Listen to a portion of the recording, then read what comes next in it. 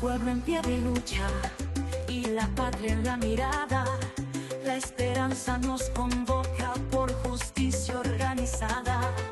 Desde un alma militante y el amor a la nación, nace el rumbo del pueblo con profunda convicción. Movimiento por la vida, por la tierra y la verdad. Nueva esperanza que avanza con justicia y dignidad. Por el buen vivir marchamos, por trabajo y por salud. Es el pueblo el que gobierna cuando habla con virtud. La bandera es la igualdad, la consigna es la unidad. No hay futuro sin conciencia ni país sin dignidad. Desde el campo y la barriada hasta el aula y el taller, la esperanza organizada ya no se deja vencer. Movimiento por la vida, por la tierra y la verdad. Nueva esperanza que avanza con justicia y dignidad. Por el buen vivir marchamos, por trabajo y por salud. Es el pueblo el que gobierna cuando habla con virtud. Nuestra fuerza son los pueblos y su lucha colectiva. Nuestro rumbo es el futuro con justicia efectiva. ADN es nuestra historia y su emblema es el amor. De las manos del que lucha nace el cambio redentor. Movimiento por la vida, por la tierra y la verdad. Nueva esperanza que avanza con justicia y dignidad. Por el buen vivir marchamos, por trabajo y por salud. Es el pueblo el que gobierna cuando habla con virtud.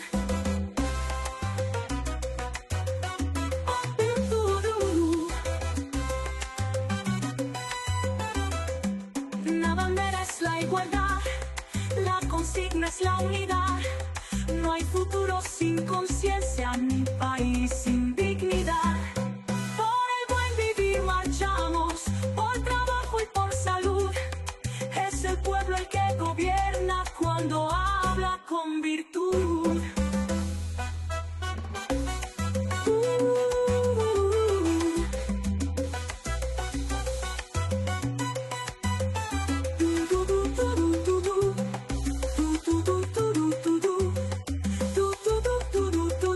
Nuestra fuerza son los pueblos y su lucha colectiva. Nuestro rumbo es el futuro con justicia efectiva. El ADN es nuestra historia y su emblema es el amor. De las manos del que lucha nace el cambio redentor. Movimiento por la vida. Buenas noches, compañeros y compañeras. Si gustan ir tomando asiento, vamos a dar inicio a nuestra asamblea semanal del Movimiento Nacional por la Esperanza. El día de hoy, lunes 13 de julio, nos acompañan aquí en el Presidium de Jóvenes por la Esperanza el compañero Denzel Carrillo,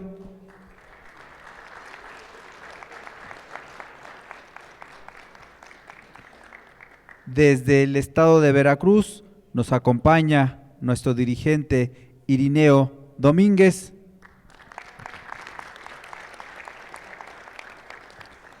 de Jóvenes por la Esperanza de la Alcaldía Benito Juárez nos acompaña el compañero Nicolás Ardanz Mejía,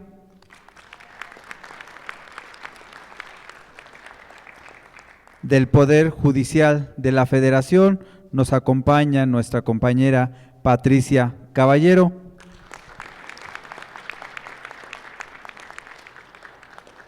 de la Asociación Nacional de Abogados por la Esperanza nos acompaña el compañero Gabriel Pineda,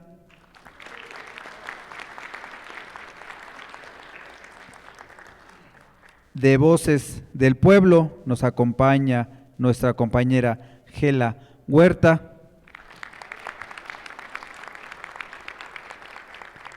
desde Jalisco nos acompaña el compañero Salvador Zaragoza,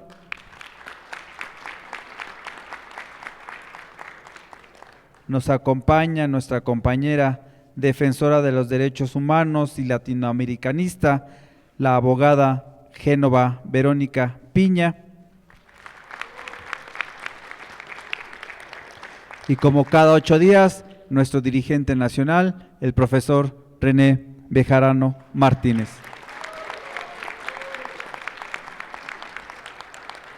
Para iniciar con nuestra ronda de participaciones, le vamos a ceder el micrófono a nuestro compañero Denzel Carrillo, de Jóvenes por la Esperanza.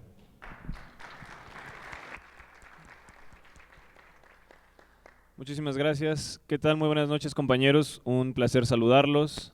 Un gusto estar aquí. El día de hoy traigo una noticia que ya habíamos adelantado hace algunas semanas, en las que ya les habíamos platicado, pero ahora más que solo una noticia, es un hecho. El próximo martes 28 de julio, gracias al apoyo que nos ha brindado la diputada Dolores Padierna, estaremos teniendo un evento en Cámara de Diputados desde el lobby del edificio E a las 9:30 de la mañana, llamado La ciencia detrás de los videojuegos. Este evento no solamente busca hablar al respecto de los videojuegos a través de una consola, sino que hablaremos acerca de la industria de los videojuegos en México, ya que contaremos con una desarrolladora de videojuegos mexicana que ha trabajado con marcas como Xbox, PlayStation y Nintendo. También contaremos con equipos profesionales de videojuegos que estarán enseñándonos y hablándonos al respecto de cómo es que un joven puede alcanzar la independencia económica mediante la participación en los deportes de videojuegos. Y por último, tendremos a comunidades universitarias y colectivos que se han desarrollado durante estos años a impulsar la industria de los videojuegos.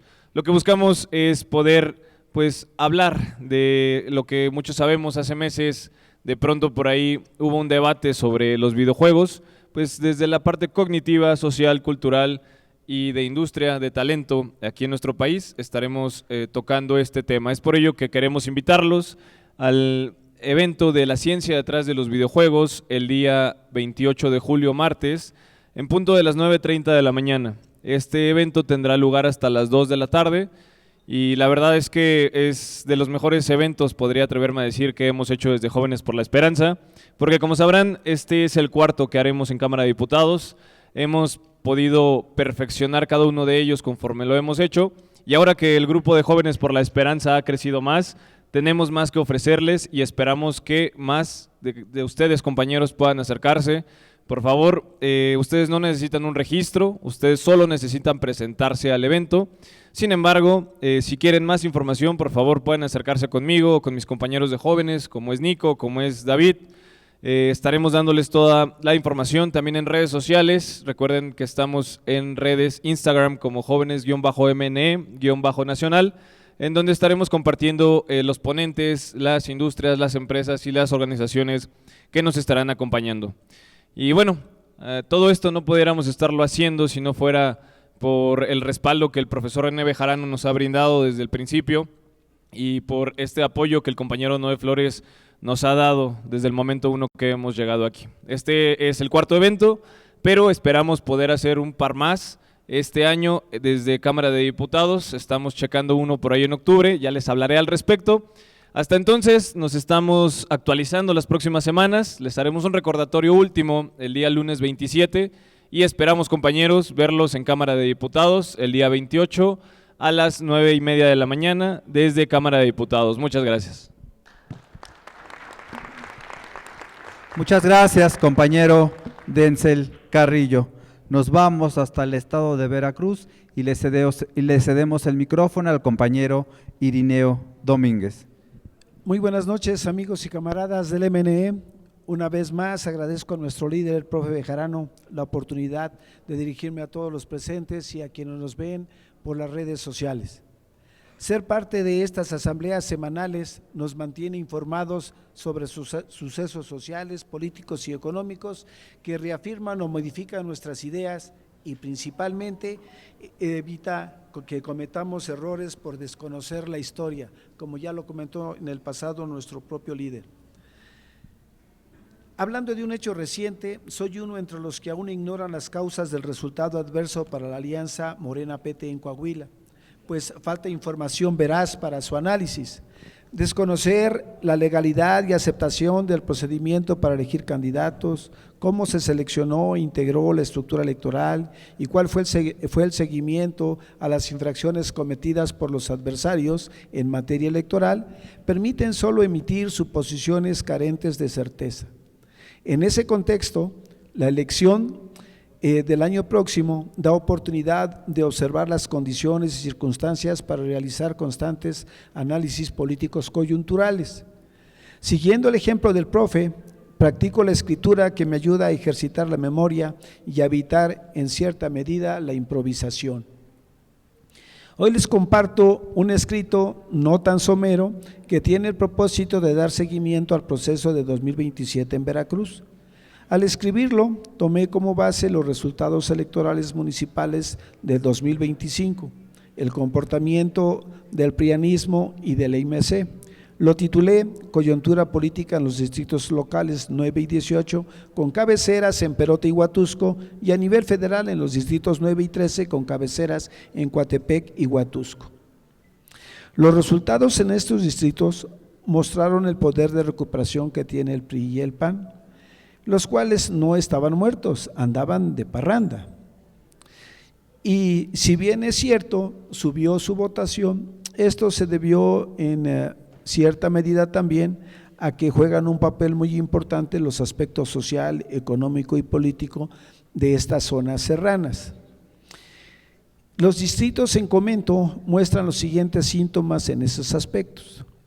En lo social, las comunidades siguen padeciendo ciertas carencias que a pesar del esfuerzo del gobierno estatal por combatirlas, disminuirlas, hasta ahora parece que no han sido insuficientes, y eso ha servido de narrativa para la oposición para denostar nuestros gobiernos de la alianza Sigamos Haciendo Historia. Por eso la importancia de impulsar que no vuelva a suceder lo pasado en el 25 y que todos unidos en la triada Morena, Verde, PT, logremos triunfos más fáciles y recuperar el posicionamiento que antes teníamos del 2025. Decía yo que juega un papel importante también en lo económico, en donde la actividad principal es la agricultura de temporal, en donde se produce maíz, papa, café y caña de azúcar. Estos productos juegan un papel importante en la decisión del voto serrano. Desafortunadamente el juego del mercado, de la oferta y la demanda y los problemas geopolíticos han hecho que fluctúen mucho los precios a la baja, y eso ha servido de armas en la narrativa de la oposición, diciendo que los culpables son los gobiernos de la alianza Sigamos Siendo Historia. Al respecto tenemos, como dije antes, que hacer mayores esfuerzos de manera conjunta para combatir esa narrativa. En lo político, el Distrito 9 con cabecera en Perote nos demostró que hay un empate mano a mano entre el PRI y Morena. Sin embargo, si logramos la unidad y que el PT no siga rompiendo a nivel local, el triunfo sería muy, muy sencillo para la triada, ¿no?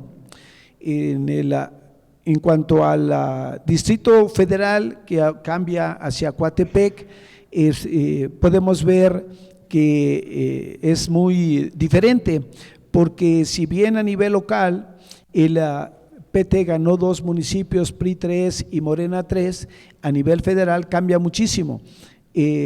Son 18 municipios los que integran este distrito, el PAN ganó 2, el PRI 6, PT 2, MC 2 y Morena 6. Pero con la alianza se ve que el triunfo de Morena, Verde, PT será muy fácil, ¿no? Sin embargo, no debemos de confiarnos, tenemos que reforzar más la estructura electoral, la promoción del voto en favor de la triada. En cuanto al distrito 18 local con cabecera en Huatusco, presenta un panorama de alternancia. Ahí los resultados sí fueron un poco negativos, ¿verdad?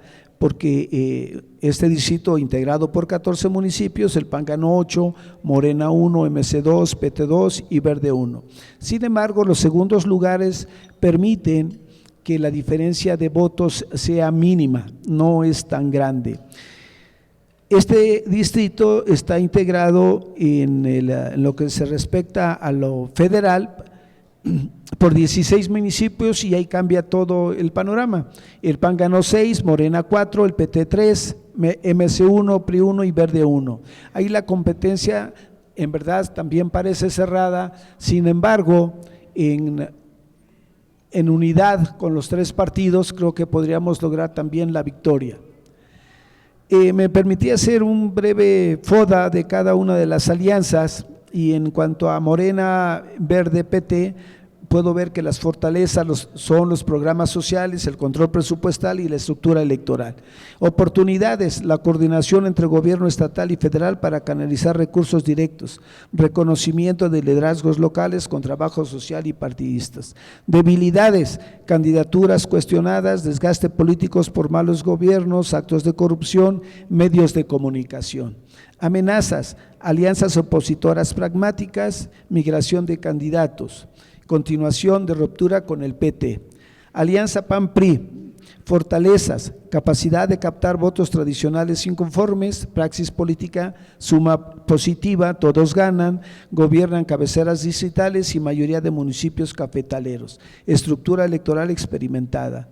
Oportunidades, postular candidatos despreciados por Morena y capitalizar el descontento del sector agropecuario.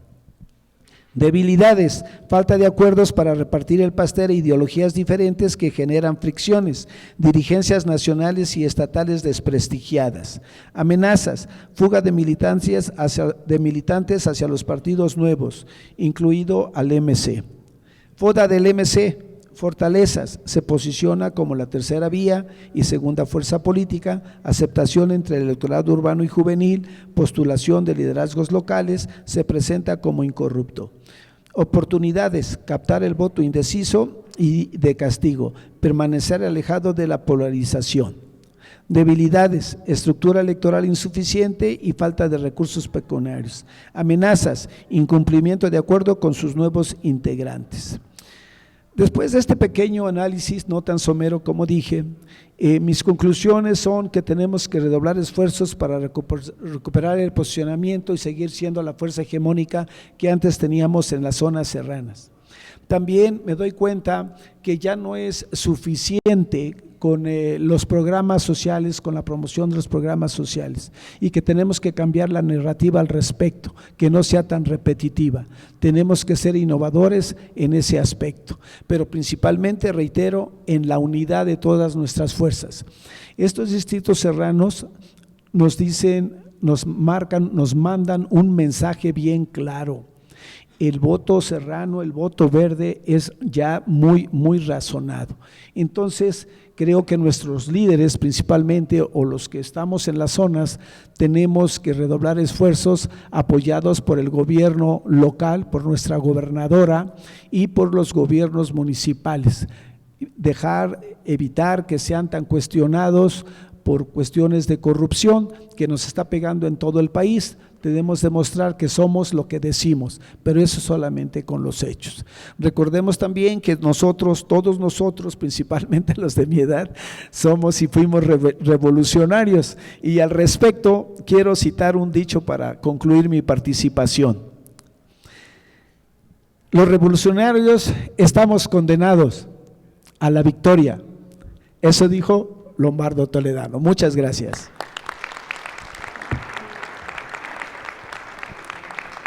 Muchas gracias, compañero Irineo Domínguez. Ahora le cedemos el micrófono a nuestro compañero Nicolás Ardanz Mejía, de Jóvenes por la Esperanza, en la Alcaldía Benito Juárez.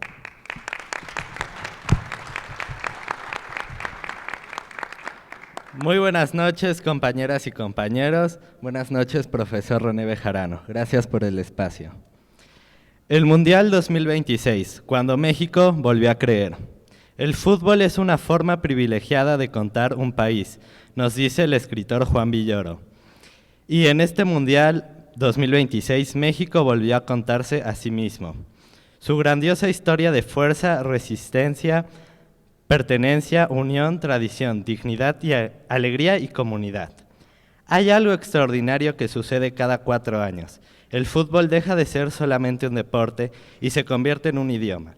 Durante 90 minutos dejamos atrás nuestras diferencias y nos unimos para compartir el orgullo de ser mexicanos.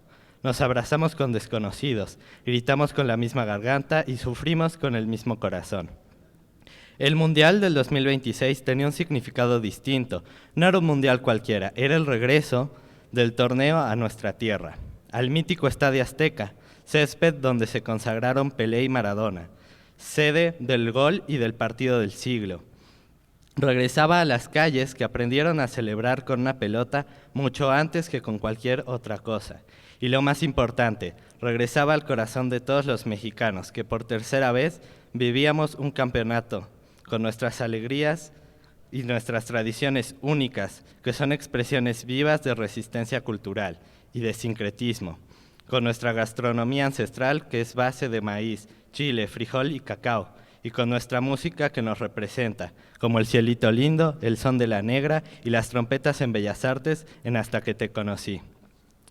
Pero durante años la afición mexicana había perdido la fe, estaba cansada de promesas incumplidas, de proyectos improvisados, de derrotas repetitivas, del jugamos como nunca y perdimos como siempre, o del ya merito. La crítica era necesaria porque el conformismo es el peor rival del deporte. Amar una selección no significa aplaudirlo todo, significa exigirle, porque sabemos que tiene los elementos para trascender. Pero ocurrió algo inesperado. Cuando el balón empezó a rodar, la afición volvió a hacer lo que mejor sabe, creer. No existían garantías de levantar la copa, no porque el camino fuera sencillo, sino porque la esperanza siempre ha sido el uniforme invisible del aficionado mexicano, y ahí estaba la verdadera victoria. Mientras millones cantábamos el himno nacional, mientras las plazas se llenaban y el Azteca volvía a rugir, el fútbol nos recordó algo que habíamos olvidado. Una nación también se construye con emociones compartidas. Como dice el relator Víctor Hugo Morales, el verdadero protagonista del fútbol es el pueblo. E hicimos de este mundial nuestro, porque los mexicanos vivimos el mundial un espacio de fortalecer la identidad nacional, e incluso más allá de los resultados deportivos. Y cuando México quedó eliminado, el silencio dolió. Dolió porque durante 25 días volvimos a imaginar lo imposible, porque por 25 días nuestro latido fue de un solo corazón, porque incluso en la derrota quedó una enseñanza. Un país entero había vuelto a caminar en la misma dirección, con fortaleza, entrega y profunda dignidad. La eliminación dejó lágrimas, pero también dejó orgullo por el esfuerzo del equipo y por la manera del país en recibir al mundo. Quizá esa sea la mayor lección del Mundial. No siempre ganaron los que lo merecieron, no siempre la justicia aparece en el marcador, así como en la vida. Pero las naciones aprenden de sus derrotas y terminan construyendo victorias más grandes que un campeonato. Fabrican comunidad. El gol no solo es del delantero, sino que es patrimonio de todos los mexicanos. El fútbol pasa, las copas cambian de dueño, los estadios se vacían, pero la identidad permanece en la afición mexicana. Con todos sus excesos, su alegría, su capacidad infinita de cantar aun cuando el resultado duele. Nos recordó que el verdadero patrimonio del fútbol mexicano nunca ha sido un trofeo, ha sido su gente, porque los jugadores cambian, los entrenadores pasan, los directivos van y vienen, pero hay algo que siempre permanece en la tribuna, esa voz colectiva que nunca deja de decir algún día.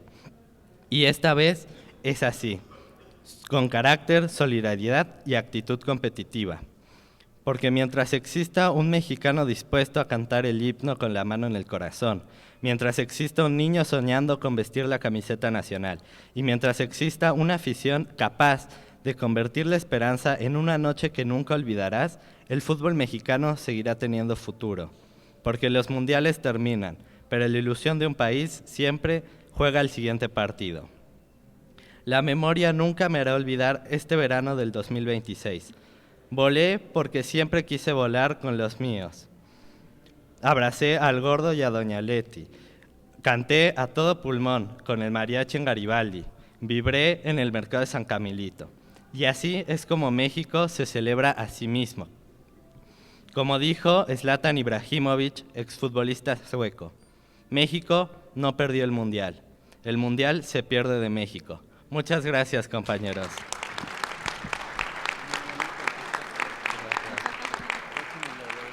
Exacto. Muchas gracias, compañero Nicolás Ardanz Mejía. Ahora, para temas jurídicos, le cedemos el micrófono a nuestra compañera Patricia Caballero.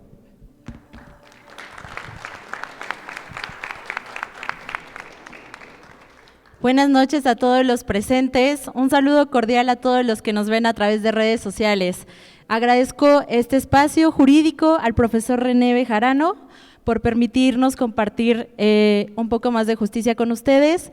Como saben, el día de ayer se conmemoró 12 de julio el Día del Abogado. Por eso hoy quiero enviar una cordial felicitación a todos los abogados que se encuentran aquí presentes, tanto del Poder Judicial de la Federación como del Poder Judicial de la Ciudad de México. Asimismo envío un especial saludo a nuestros abogados que el día de hoy están también con nosotros del estado de Sonora. Muchas gracias por estar aquí. Y bueno, quiero hoy hablar del papel del abogado en la sociedad. Ser abogado no significa únicamente conocer normas o representar a un cliente en un juicio. Significa conocer que detrás de cada expediente existe una persona, una familia, una historia y muchas veces un derecho que necesita ser protegido. Los abogados somos el vínculo entre la ley y la ciudadanía. Somos quienes acercamos la justicia a las personas, quienes defendemos el debido proceso, la presunción de inocencia, el acceso a la justicia, la igualdad de las personas ante la ley y la protección de los derechos humanos. Cuando la ley se aplica con sensibilidad y compromiso, deja de ser un conjunto de artículos para convertirse en una verdadera herramienta de transformación social. Sin embargo, la historia de la abogacía también es una historia de perseverancia. Durante muchos años, las mujeres enfrentaron enormes barreras para estudiar derecho, ejercer la profesión y ocupar espacios de decisión. A pesar de ello, rompieron prejuicios, demostraron su capacidad y abrieron camino para las nuevas generaciones. Hoy, las mujeres abogadas no solo participan en los tribunales, las universidades, los despachos o el servicio público, también dirigen instituciones, imparten justicia, promueven reformas legales y defienden con firmeza los derechos humanos. Su presencia ha enriquecido la visión del derecho al incorporar perspectivas más incluyentes y sensibles, comprometidas con la igualdad sustantiva. En la actualidad, la abogacía enfrenta grandes desafíos, como la desconfianza ciudadana, el abuso del conocimiento jurídico y la pérdida de valores. Han afectado la imagen de quienes ejercemos esta noble profesión. Frente a ello, debemos recordar que el derecho nunca puede convertirse en un instrumento para favorecer intereses indebidos o perpetuar injusticias. Por el contrario, debemos recuperar la actitud de servicio.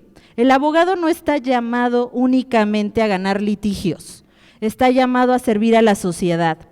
Servir significa escuchar con empatía, orientar con responsabilidad, actuar con integridad y utilizar el conocimiento jurídico para proteger a quienes más lo necesitan. El ejercicio del derecho encuentra su mayor grandeza cuando se pone al servicio de las personas y del bien común. El día de hoy hago un llamado especial a las nuevas generaciones de abogados y abogadas, para que nunca olvidemos el verdadero sentido de nuestra profesión, que nuestro prestigio no se mida por el poder que alcancemos, sino por las personas a las que ayudemos. Que nunca permitamos que el interés personal esté por encima de la justicia y que ejerzamos el derecho con profundo sentido humano. Mientras existan abogadas y abogados que ejerzan con ética, independencia y auténtico espíritu de servicio, siempre habrá esperanza de fortalecer la democracia, consolidar el Estado de Derecho y construir un México donde la justicia deje de ser un privilegio para convertirse en una realidad al alcance de todas y todos, porque el verdadero legado de un abogado no se escribe en los expedientes, sino en las vidas que logran transformar. Muchas gracias. Muchas gracias, compañera Patricia Caballero. Ahora le cedemos el micrófono a nuestro compañero Gabriel Pineda, de la Asociación Nacional de Abogados por la Esperanza. Muchas gracias, Miguel. Muy buenas noches. Saludo con el mayor respeto al profesor René Bejarano, a las distinguidas integrantes y a los distinguidos integrantes del Presidium, y a todas las amigas y amigos que nos siguen a través de nuestras redes sociales. El día de ayer tuvimos el honor de celebrar el Día del Abogado en un ambiente de unidad, fraternidad y compromiso con nuestra profesión. Quiero expresar mi más profundo agradecimiento al profesor René Bejarano por su generosidad,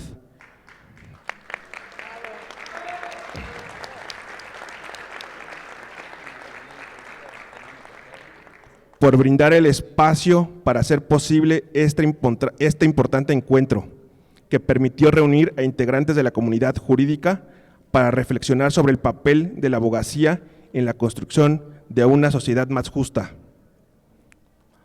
También expreso un reconocimiento muy especial al magistrado Felipe de Jesús Delgadillo Padierna,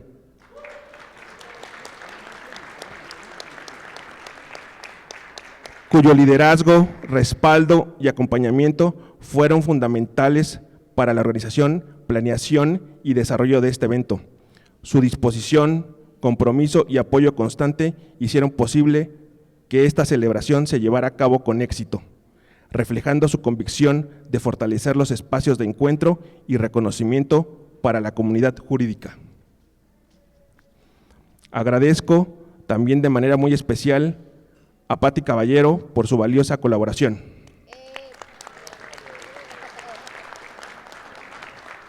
Dedicación y compromiso en la organización de esta celebración. Su trabajo y entrega fueron parte importante para que este encuentro se desarrollara de una buena manera y exitoso también. Mi reconocimiento y gratitud también a nuestro querido juez Arnulfo por su apoyo, disposición y acompañamiento durante esta importante jornada.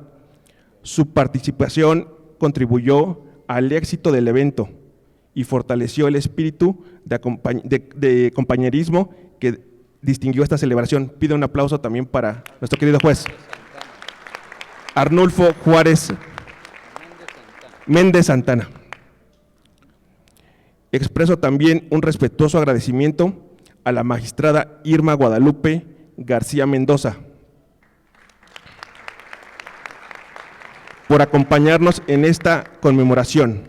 Su presencia distinguió nuestro evento y reafirmó el compromiso compartido con el fortalecimiento de la justicia y la dignificación de la profesión jurídica. También quiero agradecer sinceramente a todo el equipo de Casa Aztlán,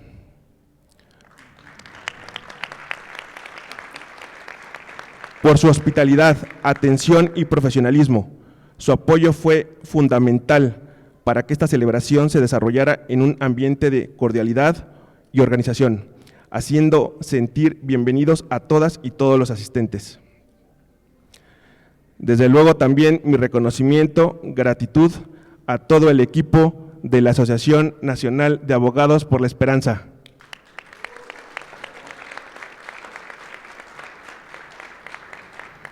cuya entrega, coordinación y trabajo hicieron posible esta celebración. Finalmente, agradezco a todas y todos los abogados, abogadas e invitados que nos acompañaron. Su presencia dio un significado especial a este encuentro y fortalece nuestro compromiso de seguir impulsando una abogacía ética, profesional y comprometida con la justicia social. Muchas gracias, buenas noches. Muy bien, Muchas gracias, compañero Gabriel Pineda. Se encuentran también aquí en esta asamblea nuestra compañera líder en el estado de Sinaloa, Celi Lugo, y el diputado local, Serapio Vargas Ramírez. Bienvenidos. Ahora le cedemos el micrófono a nuestra compañera Gela Huerta. Buenas noches a todos, un saludo a todos los abogados, felicidades, entiendo que fue un encuentro grande y muy exitoso. Y pues hoy vengo yo a hablarles, compañeros, de una guerra silenciosa, profunda, híbrida, que podemos estar perdiendo tal vez en las pantallas de los mexicanos. Y esto está pasando mientras el partido y el gobierno están ocupados en esta coyuntura actual también tan compleja de enfrentar en muchos sentidos. Pero no estamos viendo tal vez en su verdadera dimensión al monstruo geopolítico que opera atrás del espejo, digamos, ¿no? Nos están aplicando, creo yo, un golpe de estado comunicacional. Se oye fuerte, pero lleva muchos meses esto de estar ocurriendo y necesitamos nombrarlo para entenderlo. Una embestida cognitiva internacional diseñada para sabotear las bases informativas de la Cuarta Transformación. Lo dijo bien la presidenta de México en su segundo informe. Y hay que agregar a eso a que si no despertamos y organizamos una defensa soberana inmediata, podemos abrirle el paso de alguna manera a esa pretensión que tienen muchos de desmantelar el proyecto nacional de la Cuarta Transformación. Necesitamos dar la batalla por la conciencia de nuestro pueblo. Y creo yo que nos están aplicando una especie de tenaza, si lo piensan en estos términos, una pinza transnacional que aprieta por dos lados, a veces al mismo tiempo. Es una estrategia de corte fascista, sionista, que es global y que ha puesto a México y a Brasil, como ya lo hemos visto aquí en algunos otros momentos, en la mira, porque seguimos siendo la resistencia continental que les estorba a esos poderes. Entonces, este proceso, pues sí es un atentado que puede ir directamente a la legitimidad y a la verdad, porque está diseñado para eso, para descarrilar nuestros procesos electorales en algún momento, tanto del 27 como del 2030. Así que sí es obvio y evidente que el continente sufre un avance enloquecido, diría yo, de las derechas aliadas aliadas abiertamente además a ese sionismo corporativo. Están coordinadas desde Washington, consolidadas en gobiernos afines como el caso de Milei en Argentina, de Bukele en El Salvador, de Noboa en Ecuador, de Abinader en la República Dominicana y los demás que todavía ustedes saben y no voy a mencionar ahora, pero ahí están. Este bloque continental lo que busca y ha logrado, creo yo, es aislar a México. Casi lo ha logrado. Nos quieren asfixiar, porque las elecciones en Brasil, que hoy están empatadas, corren el riesgo, espero que no ocurra eso, de dejar totalmente aislado a México y con esta proceso de asfixia de nuestra propia soberanía. Y lo que quieren es fragmentar la base de apoyo popular, decía, de esta cuarta transformación, y lo hacen mediante el bombardeo sistemático de mentiras cotidianas a través de los medios de comunicación de las redes sociales, compañeros. Así que creo que tenemos que hablar, por un lado, esta pinza de la que hablaba, es como una parte es el brazo económico, militar de la administración de Donald Trump. Utiliza el aparato diplomático de Washington como sus cumbres esas, que ahora habrá otra el 16, contra los gobiernos, según ellos, terroristas, ¿no? Pero empieza el imperio a desplegar una serie de chantajes sistemáticos, ¿no? Chantajes arancelarios, el tema del Tratado de Libre Comercio, que ya describía muy bien aquí la semana pasada la compañera Dolores Padierna, las deportaciones y asesinatos del ICE, las injerencias claras de la DEA y de la CIA en varios estados de este país. Y esta ofensiva, además, se materializa en el despojo fáctico de nuestros estados. Fíjense, se ve en Chihuahua con el tema del agua, que es bien delicado. En Baja California y en Quintana Roo, con los fideicomisos de Wall Street, que están ahí metidos, de BlackRock metidos, ¿no? En los fideicomisos que están ahí capturando los suelos, los terrenos ejidales, privatizando el agua dulce para llevarla directamente a los grandes emporios hoteleros. En la Ciudad de México, una gentrificación también de BlackRock que ha generado problemas políticos importantes. En Chiapas está sirviendo de alguna manera de dique para el Comando del Sur. En Sonora nos acechan nuestros temas con el litio. En Michoacán y Guerrero, todo este asunto de las reglas de la agricultura yanqui que tanto afecta a nuestros limones y nuestros aguacates. En Colima, lo de la aduana en Manzanillo. En San Luis Potosí, tolerando a esta especie de feudo criminal de los Gallardo, etcétera, etcétera. Por eso, no, lo que está pasando y lo que pasará en las elecciones no está aislado de esta lógica geopolítica invasiva del imperio y el sionismo. Y es muy importante que lo veamos y lo pensemos así, que cuando pensemos en la realidad nacional también hagamos abstracción de lo que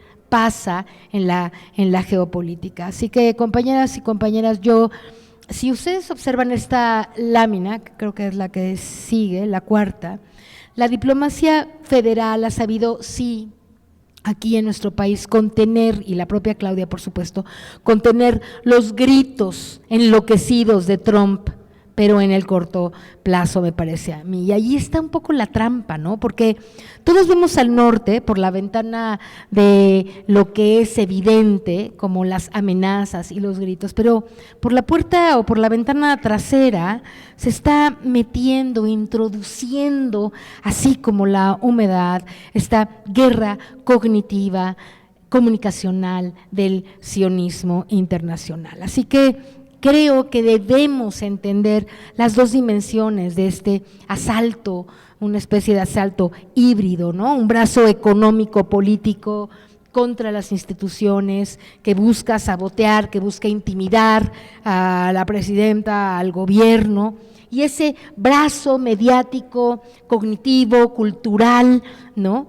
Que va directo contra el pueblo, ese sionismo financiero de Wall Street que controla, porque ellos controlan los algoritmos de las redes sociales, ellos son los que viralizan el descontento, y cuando un descontento inexistente y mentiroso, esta idea del narcogobierno, por ejemplo, ¿no?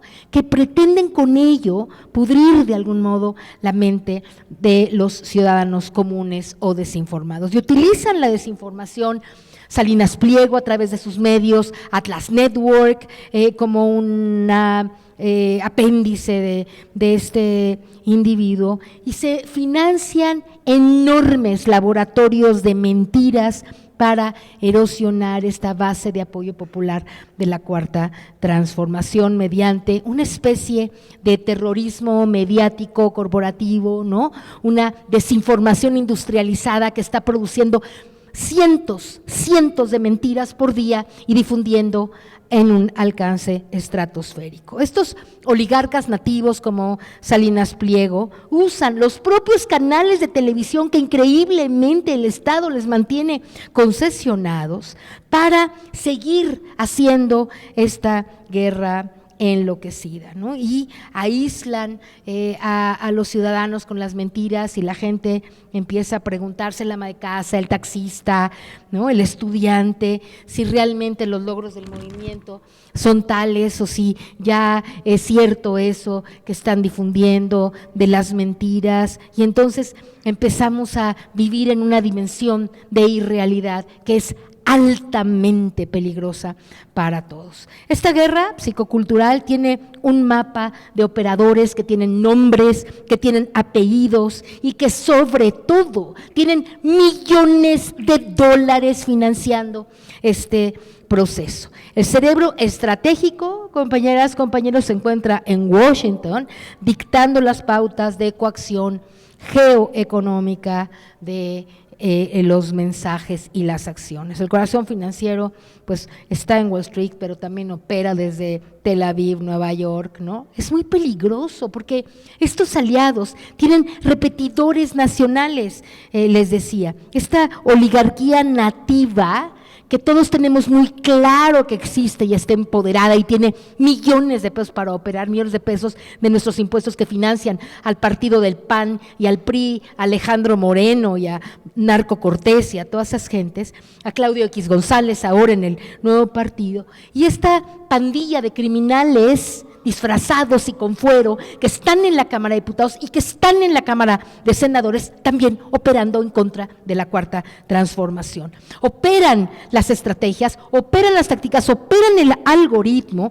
para construir esta narrativa y estas paredes mentales que confunden mucho a los ciudadanos comunes. Ya lo acaba con un ejemplo de mencionar el compañero de Veracruz. Y voy terminando, compañeros, pero aquí está el dato técnico que yo creo que debería helarnos la sangre a todos. Y es que la derecha, con esta industria de la mentira, instala mentiras en menos de 6 horas y puede volverlas o pretender volverlas verdades colectivas en solamente unas cuantas horas, gracias a esa infraestructura que ya está montada tanto en medios de comunicación, televisión, radio abierta, como de medios digitales. Y a estas alturas, la verdad, ya parece inaceptable que en plena guerra híbrida, ¿no?, creamos o se crea que con la mañanera, que efectivamente es un esfuerzo enorme, ¿por qué no?,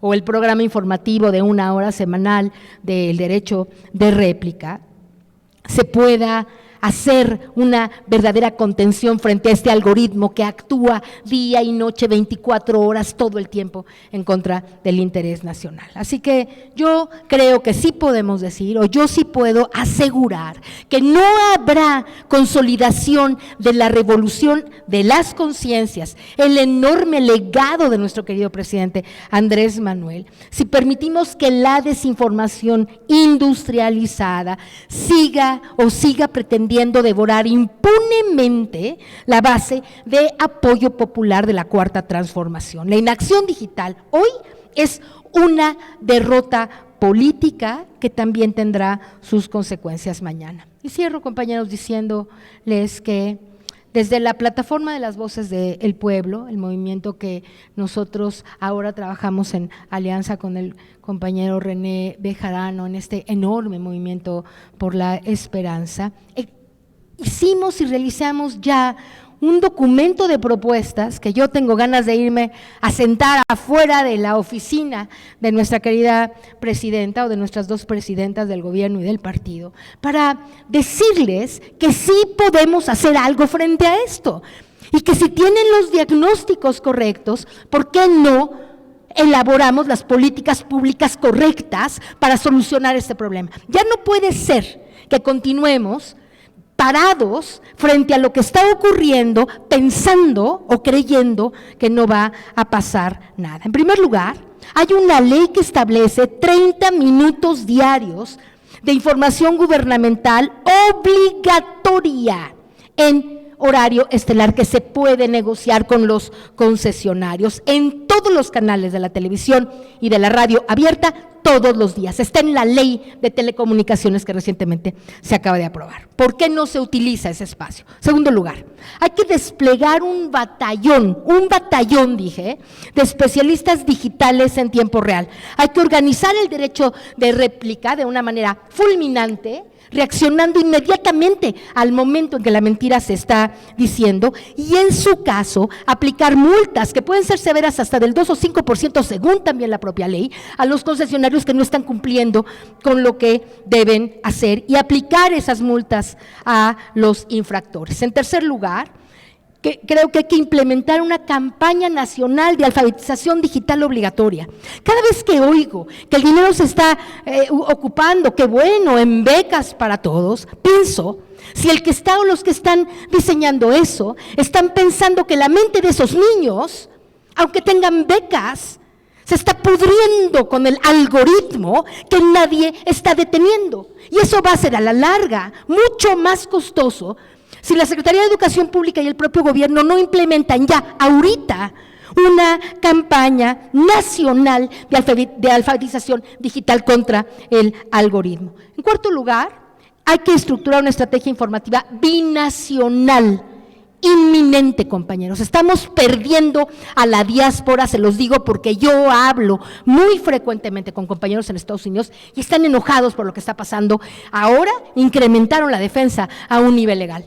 Pero antes que estaban defendiendo a los connacionales con un llamado a misa, perdón que lo diga así, ¿verdad? La gente allá además está desinformada, como lo estamos aquí, pero allá nadie está aclarando que oyen y están con la cabeza llena de mentiras nuestros queridos migrantes y nuestra querida diáspora. Así que solo esto que menciono son solo algunas de las decenas de alternativas y de posibilidades que un gobierno debería ya de estar implementando frente a la guerra terrible que estamos viviendo y que podemos perder, y que si en el 27 empezamos a perder espacios relevantes, se van a acordar que las voces del pueblo llevamos 3 años insistiendo en que tienen que tomar medidas al respecto.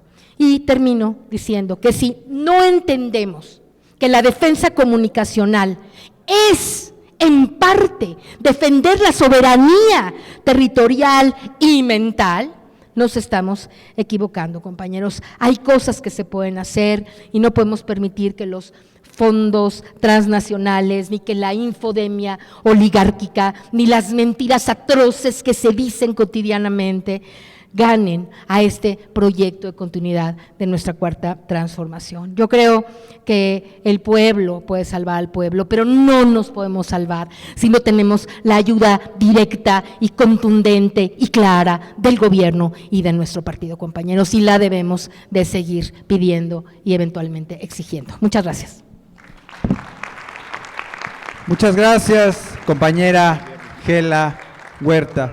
Nos vamos hasta Jalisco y le cedemos el micrófono al compañero Salvador Zaragoza. Buenas noches, compañeros. Gracias, un gran abrazo para todos. Profesor, con su permiso, un saludo pues a todos los presentes y todos los presentes en las redes sociales. La historia no se detiene ni con la represión ni con el crimen. Salvador Allende. Podrán cortar todas las flores, pero no podrán detener la primavera. Pablo Neruda. Mi reflexión tiene mucho que ver con lo que nos acaba de plantear Gela, pero es muy importante que participemos y no bajemos la guardia. Existe una frase, una supuesta maldición china que no es tal y que reza: ojalá vivas tiempos interesantes. Ciertamente estamos viviendo un momento histórico en el que la rueda de la historia dio un giro y se ha estado consolidando en el mundo otra vez una ultraderecha que está reviviendo al fascismo con toda su cauda de racismo, clasismo y exclusión, donde no se detienen para cometer los peores crímenes de lesa humanidad y genocidios, con tal de beneficiar a los grandes corporativos económicos y al gran capital especulativo. Se está desarrollando la Tercera Guerra Mundial, consecuencia de otra de las crisis recurrentes del capitalismo y del reacomodo en el reparto del mundo y los mercados. Como lo dije en otras entregas, las guerras ya no son como antes. Ahora se desarrollan en los medios con la posverdad, se inventan verdades y se manipulan las conciencias. Es la hegemonía cultural. La ultraderecha encabezada por el trumpismo, que está tratando de que el imperio decadente norteamericano mantenga su hegemonía en Latinoamérica, que el ente sionista de Israel trate de apoderarse del llamado Medio Oriente y que Europa quiera seguir expoliando y explotando a África. La derecha fascista nos quiere regresar al pasado.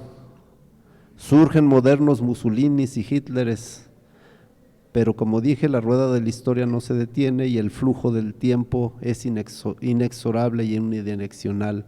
Es la llamada flecha del tiempo en que los eventos fluyen, según la segunda ley de la termodinámica, entrópicamente, haciendo que los procesos sean irreversibles. O sea, que el conservadurismo es antinatura y anticientífico. Los cambios políticos, si no modifican las creencias y valores de la sociedad, serán solo cambios cosméticos. Sin transformar la cultura, o sea, los hábitos, creencias, costumbres y conocimientos, la identidad, el arte, las leyes y la comunicación, no habrá cambios de fondo. Ya lo dijo Carlos Monsiváis, la apuesta por la transformación política encuentra su mayor aliado en el campo de la cultura. Si no se da la batalla cultural, se puede perder la batalla política. Los intelectuales no son neutrales. Los intelectuales orgánicos difunden, organizan y legitiman la ideología de la clase dominante para conservar las estructuras de poder. Por lo tanto, la clase trabajadora debe de construir una contrahegemonía desarrollando sus propios intelectuales. Durante el periodo neoliberal se trató de privatizar la educación, convirtiéndola en una mercancía más, cambiando los planes de estudio y dejando solo la educación básica como obligación del Estado, dejando la educación universitaria en las manos de privados, y para garantizarles el negocio se rechazó sistemáticamente a los aspirantes, dejando a la juventud sin la oportunidad de estudiar.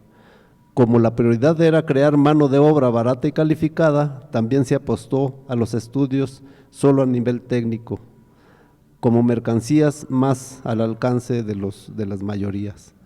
Pero no solo eso, también enajenándola, como una educación meramente informativa y no formativa, creadora de entes hábiles, pero sin pensamiento crítico.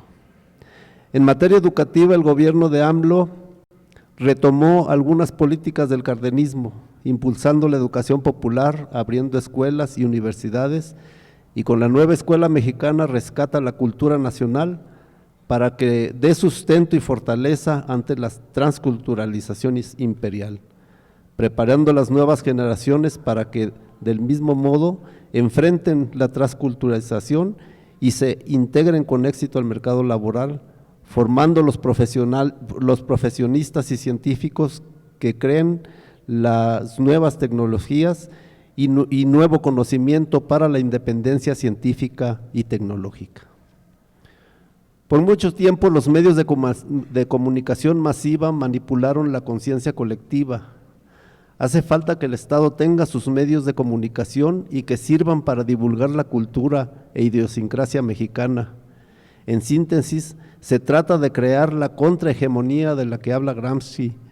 Las mañaneras no bastan. En materia política, Morena debe de retomar lo que recomendó Andrés Manuel López Obrador, de que el 50% de las prerrogativas sean para el Instituto Nacional de Formación Política y que sea requisito indispensable para todos los militantes que por lo menos tomen el curso básico, formar grupos de diálogo y discusión, formar cuadros con ideología y principios y sobre todo, insisto, en que se dialogue y se discutan los temas políticos desde los comités seccionales, distritales y estatales, o si se quiere desde las organizaciones de vecinos, colonias, municipios o regiones. Las bases necesitan organizarse y movilizarse, que el partido tenga vida orgánica, si no, se va a pudrir como se pudrió el PRD. Pensarán que ya se está haciendo lo que antes he dicho, pero en muchos aspectos es una simulación de los liderazgos dentro del partido. Están más ocupados en su personal proyecto político. Estas reuniones semanales son un gran acierto del profesor René Bejarano. Aquí nos informamos y sobre todo recibimos cátedra de uno de los mejores actores políticos, pero además de muchos de los invitados que nos visitan. Sigamos construyendo la revolución de la Cuarta Transformación. Es una cuestión de vital importancia. En gran parte depende de nosotros que la derecha detenga su marcha. Seamos agentes de cambio informados, informemos y formemos. Debemos de estar preparados, cito otra vez a Gramsci, instrúyanse porque necesitamos toda nuestra inteligencia, conmuévanse porque necesitamos todo nuestro entusiasmo, organícense porque necesitamos de toda nuestra fuerza. Ya lo dijo Lenin a sí mismo en su obra ¿Qué hacer? La conciencia no es espontánea, debe ser introducida por los intelectuales organizados en el partido de vanguardia, en este caso Morena. Sin teoría revolucionaria no puede haber tampoco movimiento revolucionario. Por último, aunque lo menciono mucho, no se ha entendido que lo que estamos viviendo es una revolución y eso representa una transformación de base, desde abajo, transformar las estructuras sociales y políticas, el cambio verdadero mencionado también por nuestro expresidente Andrés Manuel López Obrador. Ejerzamos nuestra ciudadanía, seamos verdaderos militantes para ejercer también nuestra soberanía como pueblo. Muchas gracias, compañeros. Muchas gracias, compañero Salvador Zaragoza. Ahora le cedemos el micrófono a nuestra compañera Génova Verónica Piña. Hola, ¿qué tal? Pues qué emoción. Muchas gracias, profesor René, por invitarme a formar parte de esta reunión el día de hoy. Desde luego mis compañeras y compañeras abogados y abogados con el que estuve el día de ayer. Muchas felicidades a todas las personas que aún no siendo abogados ven por los intereses de nuestro pueblo, porque ustedes también tienen en ustedes ese noble oficio. Decirles, queridas compañeras y compañeros, que justamente parte de lo que les voy a hablar tiene que ver con los efectos que pudiera tener una guerra cognitiva, de la que han hablado y expresado las personas que me han antecedido en el uso de la voz. Y es muy importante señalar que algo de lo que recientemente podemos ver el efecto de la guerra cognitiva es que en el caso de Perú, por ejemplo, ellos pensaban que no iban a poderle ganar a Keiko Fujimori. Sí, ellos prácticamente estaban sometidos, aunque sí muy movilizados, porque ustedes saben, tienen encarcelado al presidente constitucional de Perú. Ellos, no obstante eso, siguieron avanzando, ¿no? Y se dieron cuenta en segunda vuelta que el nivel de votación era altísimo y no era como estaban vendiendo los medios que ocurría. De ahí la importancia de la formación política. Morena, nuestro Instituto de Formación Política, tiene cursos, la misma Universidad Internacional de las Comunicaciones, que he tomado cursos sobre estos temas, tienen muchísima literatura, porque si alguien ha estudiado ese tema, la guerra cognitiva, se llama Venezuela. Por eso es atacado Nicolás Maduro, por eso está encarcelado Nicolás Maduro, y porque se atrevió a impulsar la internacional antifascista.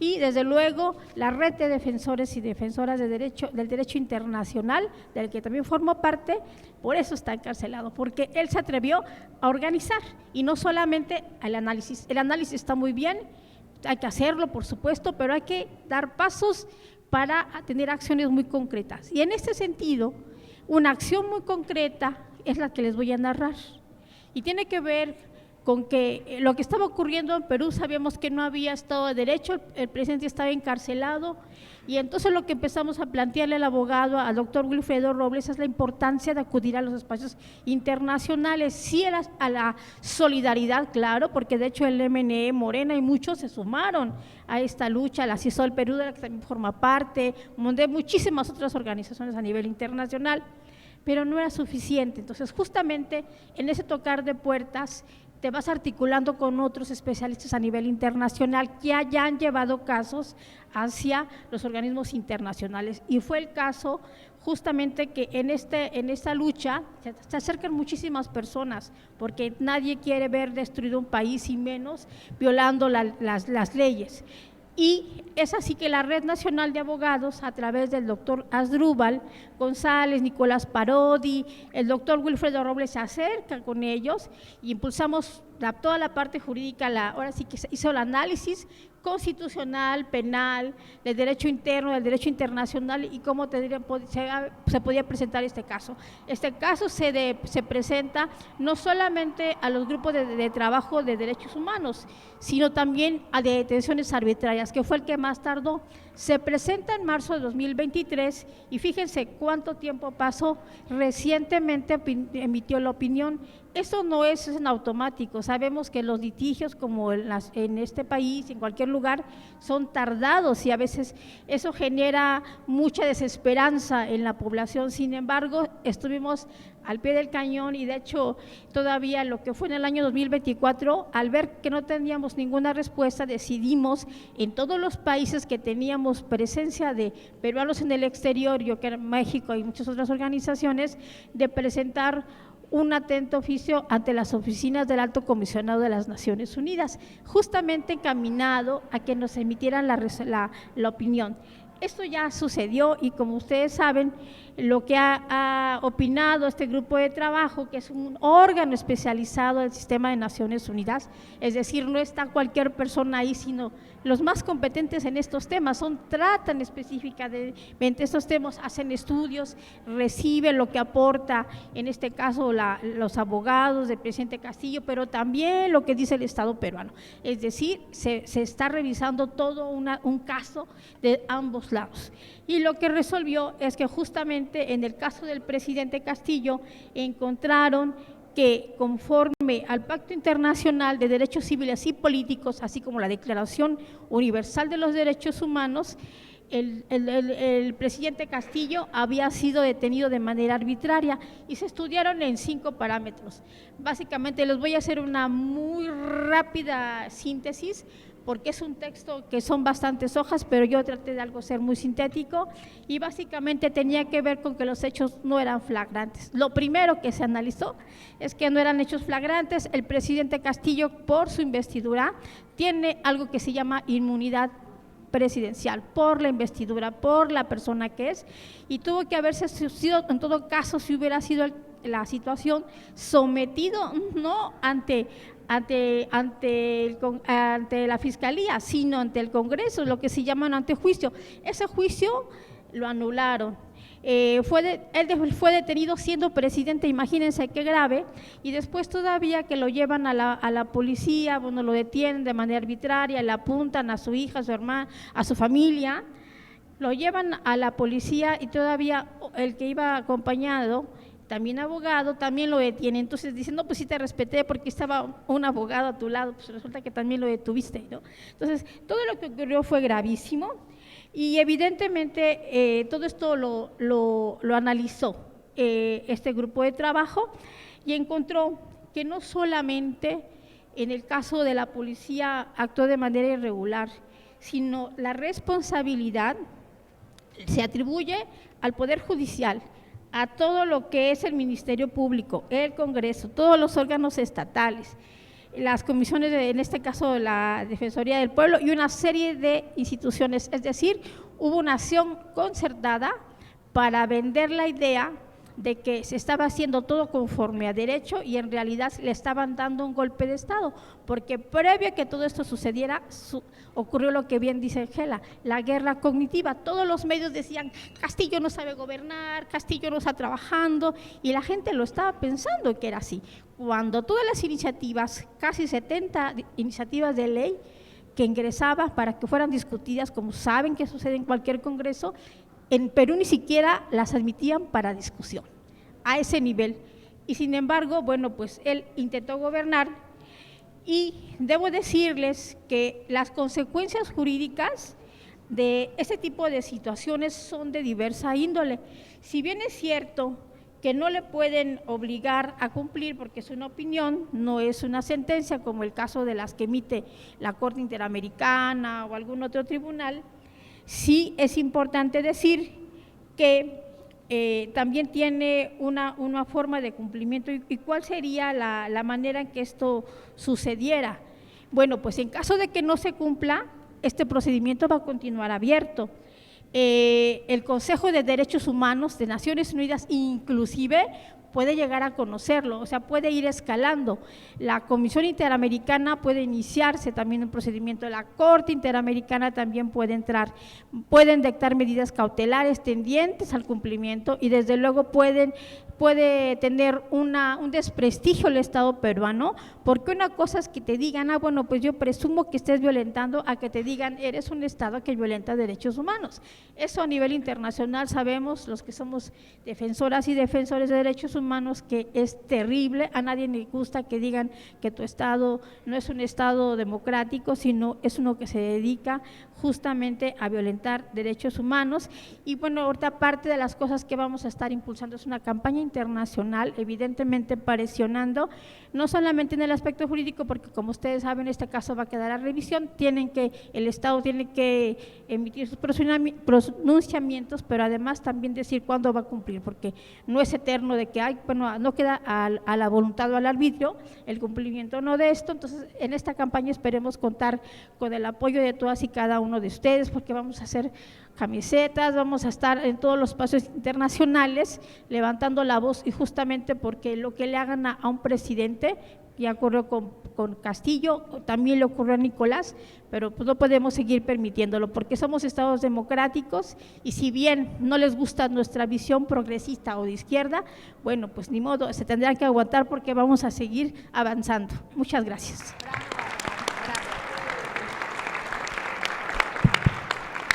Muchas gracias, compañera Génova Verónica Piña. Ahora le vamos a ceder el micrófono a nuestro dirigente nacional, al profesor René Bejarano Martínez.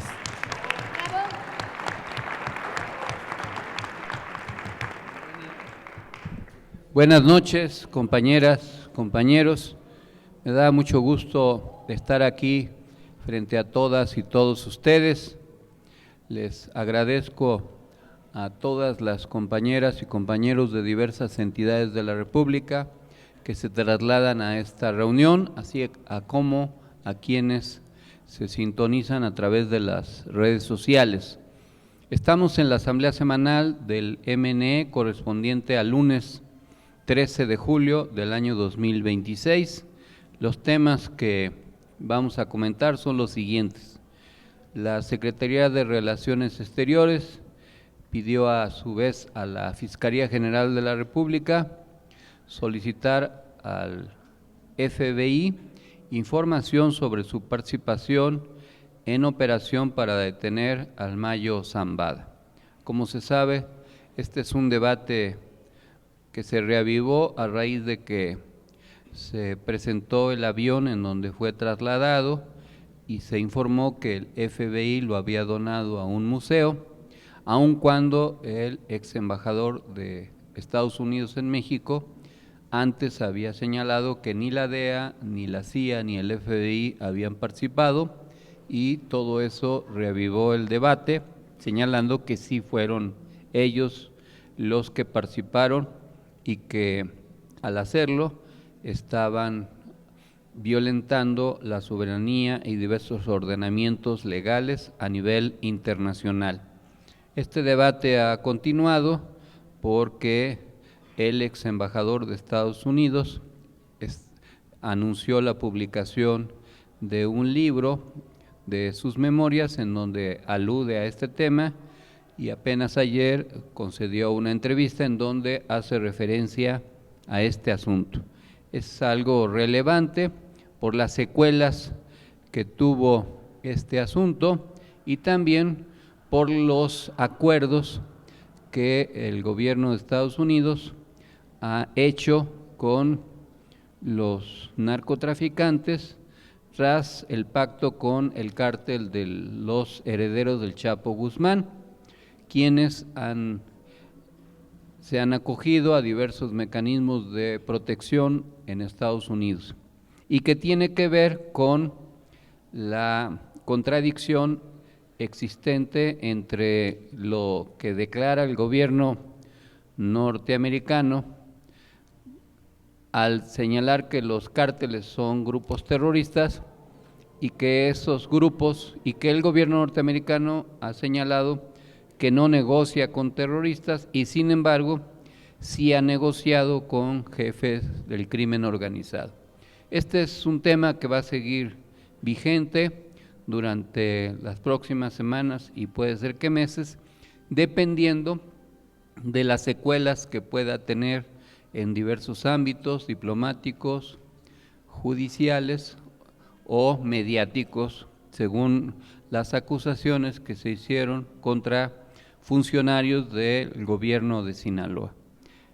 En otro tema, la presidenta lamentó la reactivación del conflicto entre Estados Unidos e Irán a partir de la fugaz puesta en marcha de un alto al fuego, y ahora sabemos que el presidente Trump ha señalado que pretende apoderarse del Golfo de Hormuz y cobrar por ello. Es el verdadero objetivo que tomó como pretexto la supuesta existencia de reservas de uranio para fabricar armas nucleares, que desató una guerra que implicó el asesinato de los principales dirigentes del gobierno de Irán, que provocó secuelas económicas muy graves y militares también, y que ahora se reaviva y que pues puede tener también efectos políticos y económicos de diverso tipo. En lo que se refiere al Tratado México, Estados Unidos y Canadá, a pesar de que el gobierno de Donald Trump señaló que no se referendaría y que se va a renegociar, como se informó la semana pasada aquí, se prevé por parte de la presidenta que dentro de 4 o 5 años, por el peso de la realidad económica, este tratado se vuelva a reactivar y con diversas modificaciones en sus contenidos.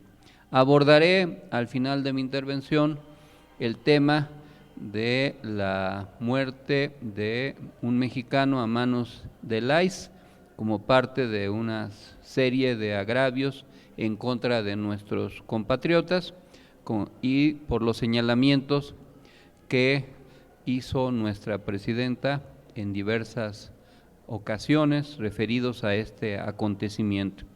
En lo que también fue un señalamiento muy claro, nuestra presidenta descartó la propuesta que una ministra de la Corte hizo para imponer gravámenes a los legados o a las herencias. Creo que hay que actuar con mayor responsabilidad cuando se hacen propuestas sin reflexionar adecuadamente. Primero porque esta propuesta, como se veía, era contraria a la política económica y fiscal que viene aplicando el gobierno de la 4T, que implica no crear nuevos impuestos, sino buscar que crezca la hacienda pública, evitando la evasión y la elusión fiscal. Pero esta propuesta pues iba a afectar a todas las personas que por diversos motivos heredan o reciben un legado, y el efecto social pues sería muy grave, por eso la presidenta lo descartó. Pero además la ministra que propuso eso pues lo hace sin reflexionar que la Corte no tiene facultades para crear impuestos, que esa es una facultad exclusiva de la Cámara de Diputados, ni siquiera es bicameral. Cuando se aprueba la ley de ingresos en la Cámara de Diputados al final del periodo ordinario de sesiones correspondiente, pues ahí se aprueba la miscelánea fiscal y todos los conceptos correspondientes, y la Corte solo puede modificar esta política fiscal si acaso hay algún impuesto que se considere inconstitucional, pero no puede crear nuevos impuestos. Entonces, el que una ministra se ponga a proponer la creación de nuevos impuestos es una contradicción. Quizás lo que había de por medio es un afán de aparecer mediáticamente a costa de lo que sea, pero pues antes de proponer hay que reflexionar, hay que pensar, porque el efecto puede ser negativo. Y ya no es la primera vez que la presidenta desautoriza este tipo de propuestas de esta ministra, ya van varias ocasiones, como cuando se pretendió eliminar el criterio de cosa juzgada y regresar a dictaminar otra vez asuntos que ya habían sido resueltas en definitiva, y que imagínense lo que eso iba a provocar. Si cualquiera que hubiera ganado un litigio pudiera tener la posibilidad de que se volviera a recursar el asunto, pues sería algo que tendría consecuencias muy negativas. Entonces, qué bueno que nuestra presidenta está atenta y que descartó claramente esta propuesta, pero que fue utilizada mediáticamente para desgastar a la 4T, diciendo y alertando a la gente de que se iban a grabar las herencias y los legados y otras muchas cosas. Por eso hay que desmentirlo recurrentemente. En otro tema, nuestra presidenta alertó acerca de las posibles consecuencias de diversos fenómenos meteorológicos y que había que protegerse mediante las diversas medidas de protección civil a lo largo y ancho del país, porque como se sabe, las consecuencias del cambio climático y de diversos fenómenos meteorológicos provocan graves desastres cada año, y lo mejor es prevenirlos adecuadamente.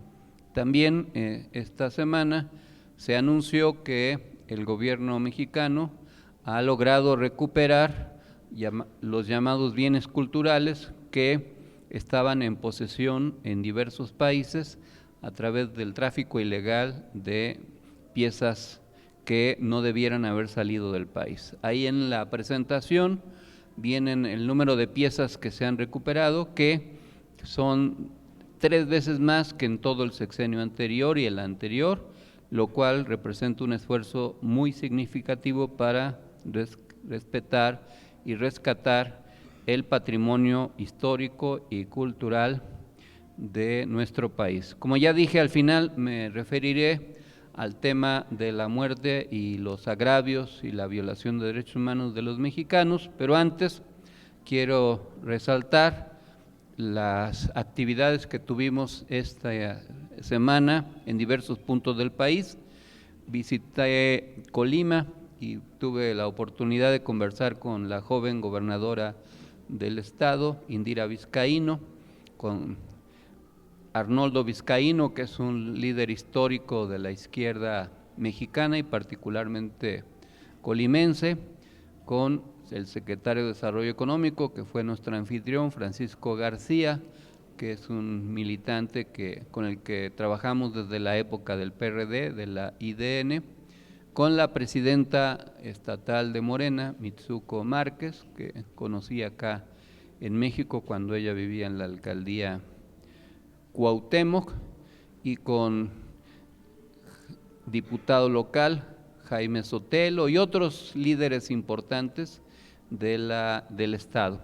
Pudimos analizar la situación política de la entidad y el buen desempeño del gobierno, y luego llevamos a cabo una asamblea muy grande, muy representativa, muy importante en Colima, y pude pues pronunciar un discurso acerca de los retos de la 4T en aquella entidad.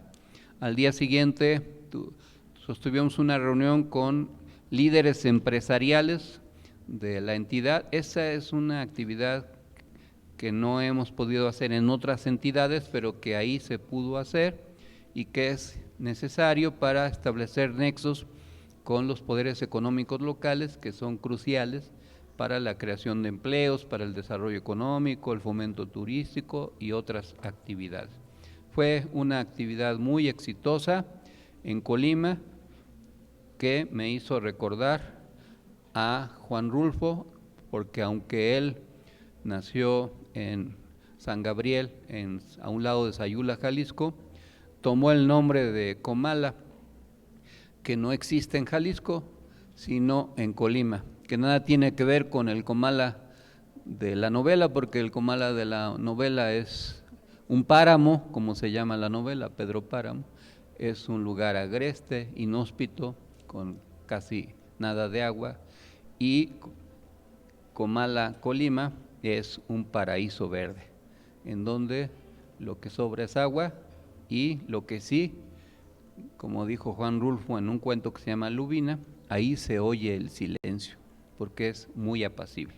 Si pueden ir, se los recomiendo, ahí a un lado del volcán.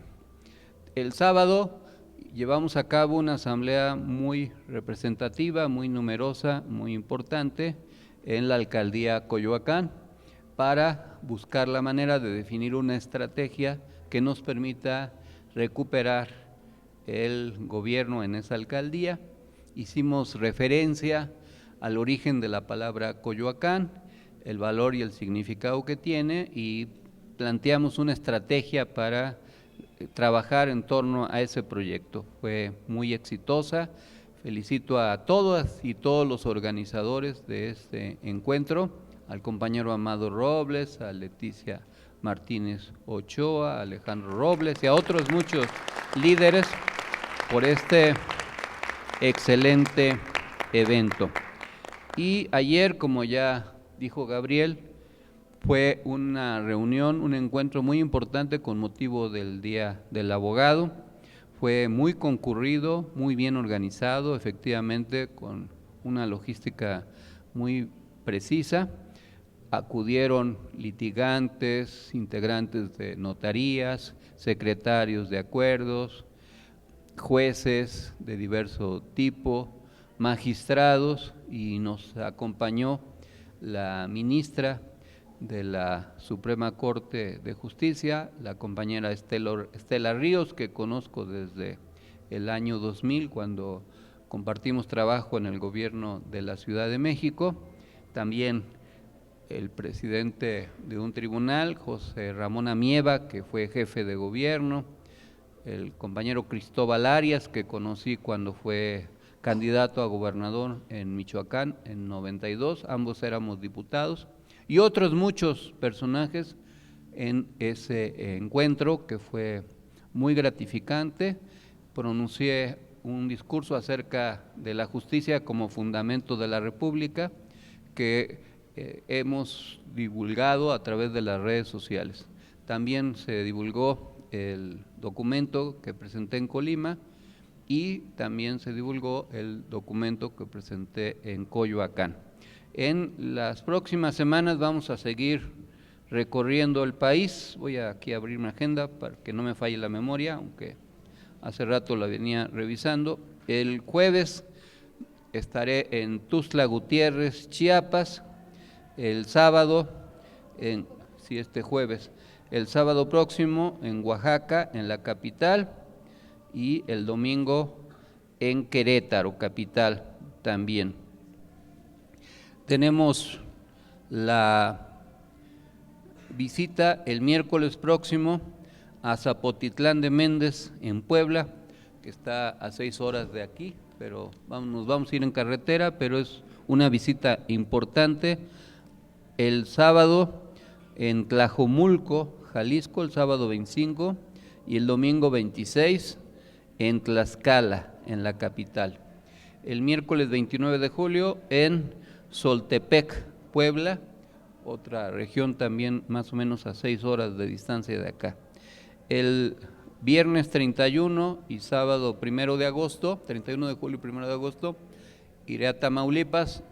En la mañana del día 31 estaré en Tampico en una reunión que pretendo organizar con el compañero Cuitlahua Ortega, y en la tarde vamos a ir a Ciudad Mante y al día siguiente a Güemes, que es famosa por el filósofo de Güemes, que es todo un personaje mítico que tenía frases muy sabias, muy populares, y que vamos a recordar ahora que esté por allá.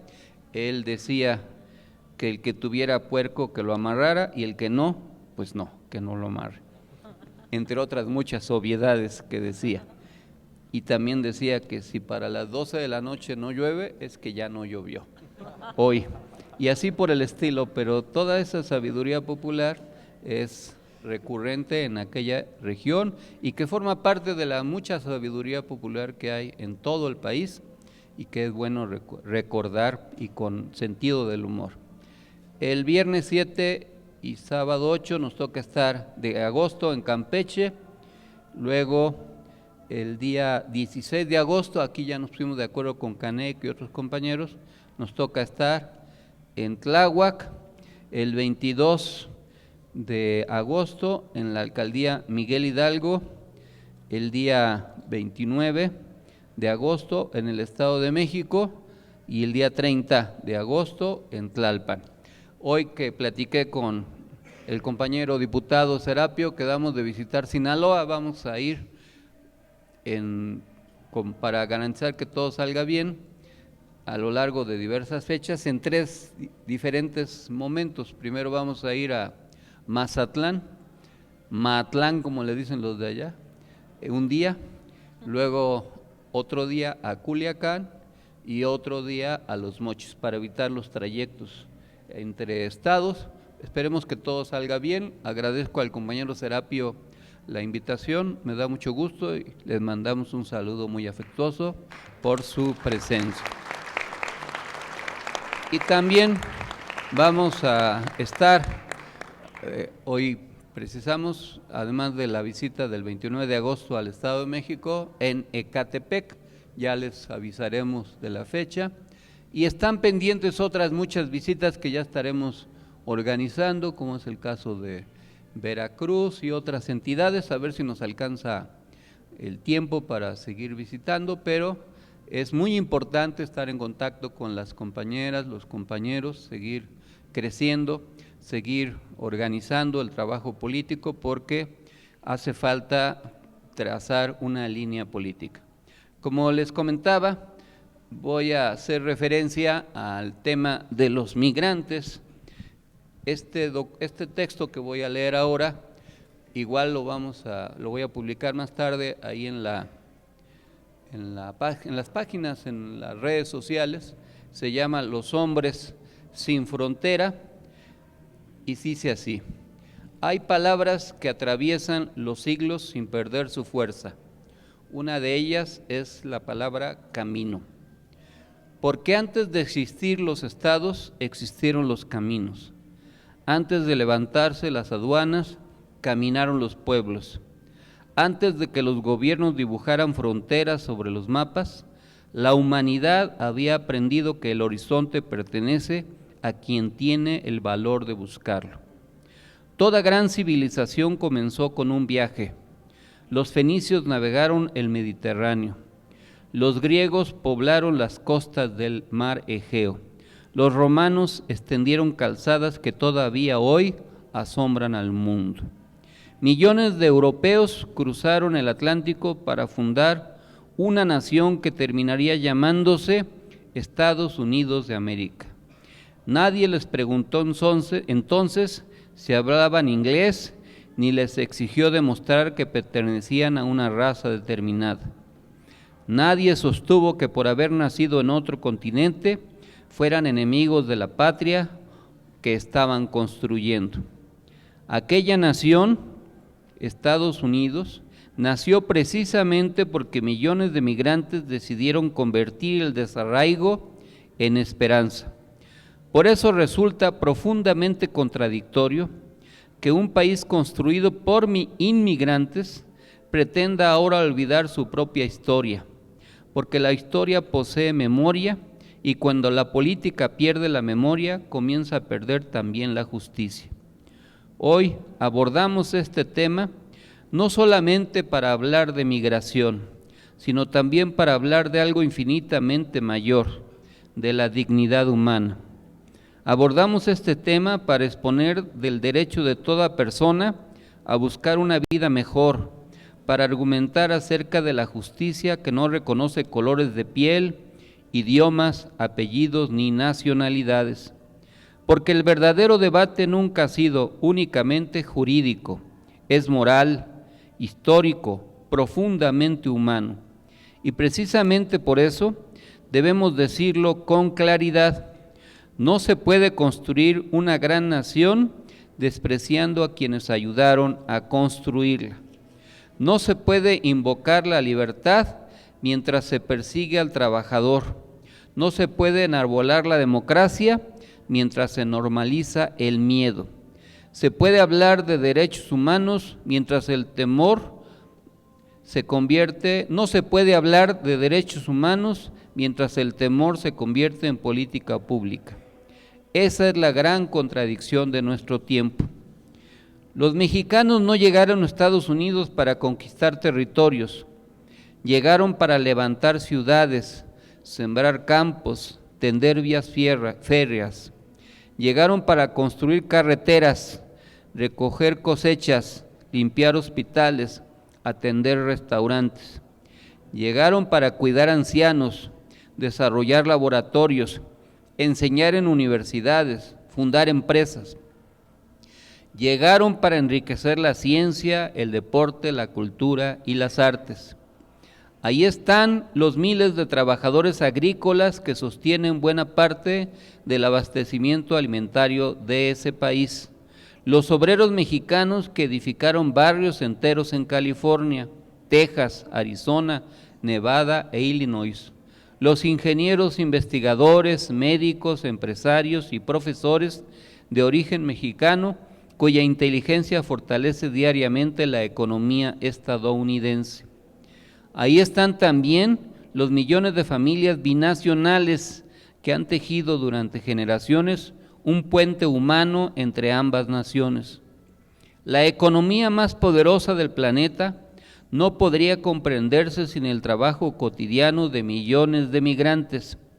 No es una concesión retórica, es hecho económico, histórico y moral.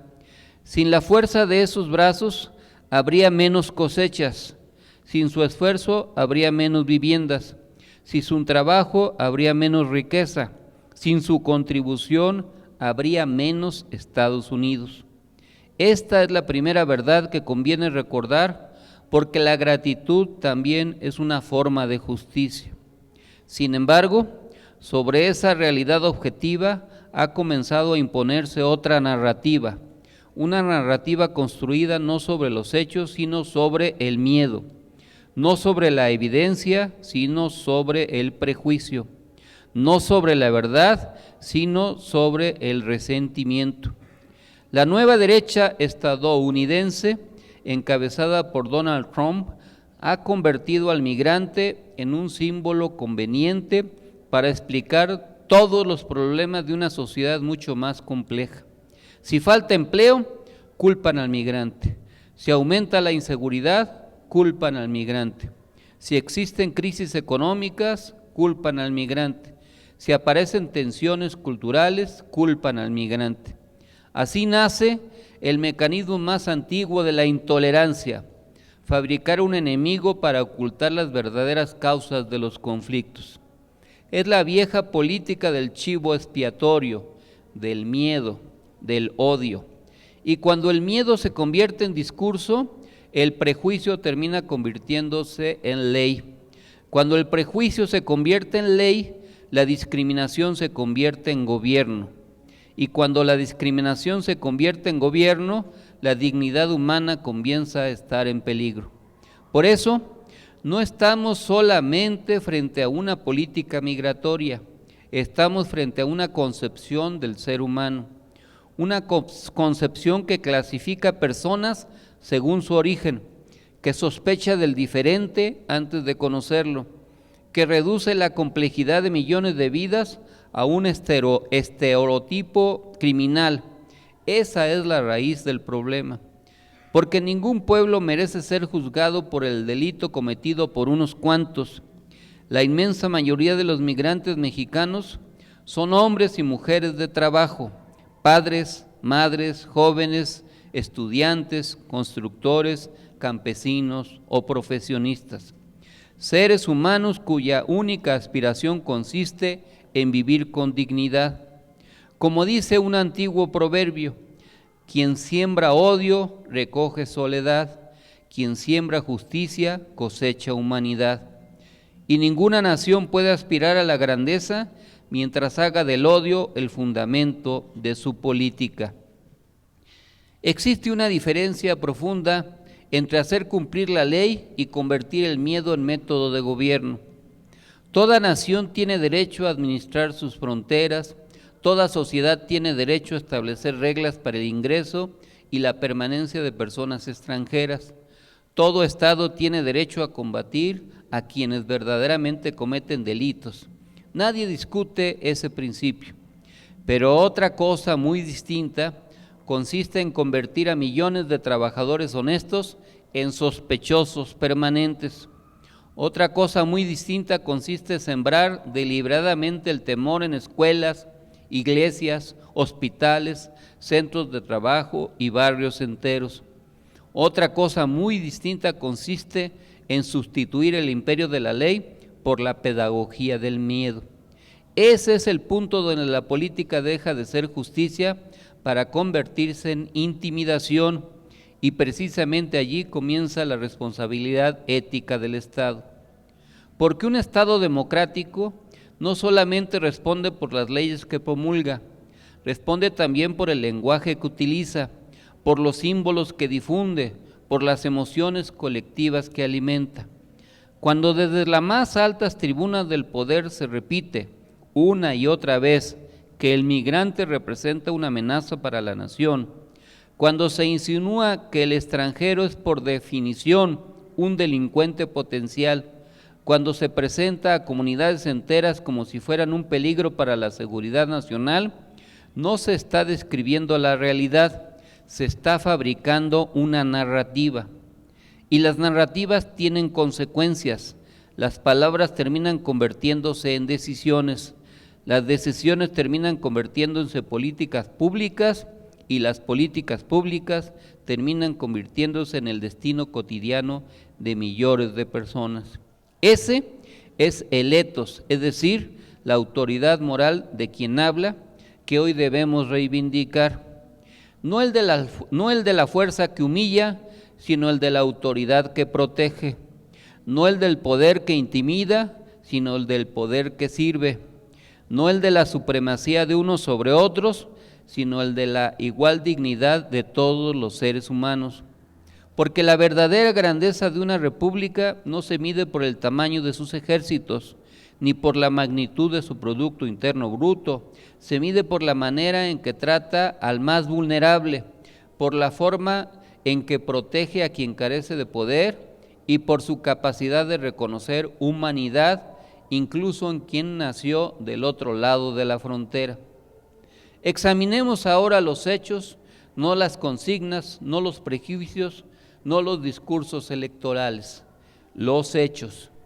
Las operaciones del Servicio de Inmigración y Control de Aduanas, ICE, por sus siglas en inglés, se han intensificado de manera significativa, acompañadas por un aumento de detenciones y por crecientes cuestionamientos de organizaciones civiles, legisladores y organismos defensores de los derechos humanos respecto de los métodos empleados, las condiciones de reclusión y el uso de la fuerza. Diversos informes periodísticos documentan también un incremento de personas fallecidas bajo custodia migratoria o durante operativos, circunstancia que ha motivado exigencias de investigaciones independientes y de una mayor supervisión institucional. Ninguna democracia madura puede considerar normales estos hechos, porque cuando una persona pierde la libertad, el Estado adquiere una obligación todavía mayor de proteger su vida. Esa es una de las primeras lecciones del constitucionalismo moderno.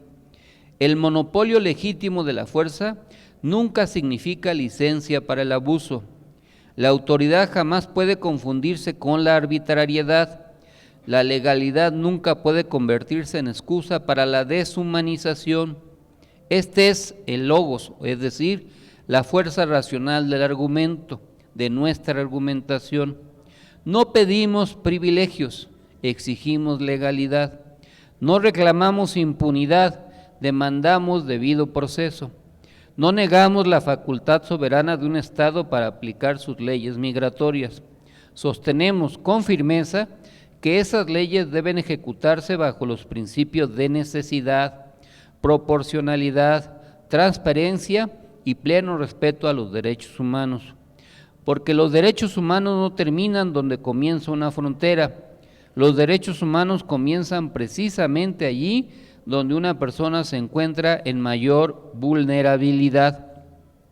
Y entonces aparece un nombre que ya no pertenece solamente a una familia, pertenece a la conciencia de nuestros pueblos. Lorenzo Salgado Araujo. No era una estadística, no era un expediente, no era un número de identificación, era un hombre, un ser humano. Era un trabajador mexicano, era un padre de familia, era una historia de esfuerzo construida durante décadas. Su muerte, ocurrida durante un operativo del ICE en Houston, ha provocado una profunda consternación en ambos países.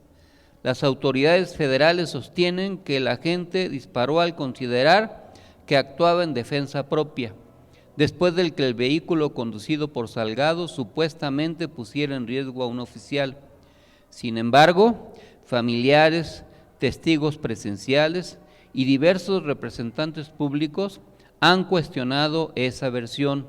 Señalan que los vehículos participantes carecían de identificación posible, que los agentes no portaban cámaras corporales y que los testimonios conocidos hasta ahora difieren del relato oficial. El propio ICE ha reconocido además que Lorenzo Salgado no era el objetivo principal del operativo. Por ello, distintas organizaciones y autoridades han solicitado una investigación independiente, transparente e imparcial.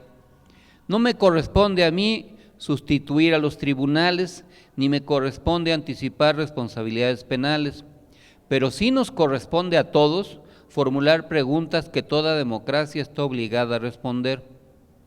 ¿Por qué un operativo de esta naturaleza terminó con la muerte de un trabajador? ¿Por qué persisten versiones tan contradictorias sobre lo ocurrido? ¿Por qué no existen, hasta donde se ha informado públicamente, registros audiovisuales completos que disipen toda duda?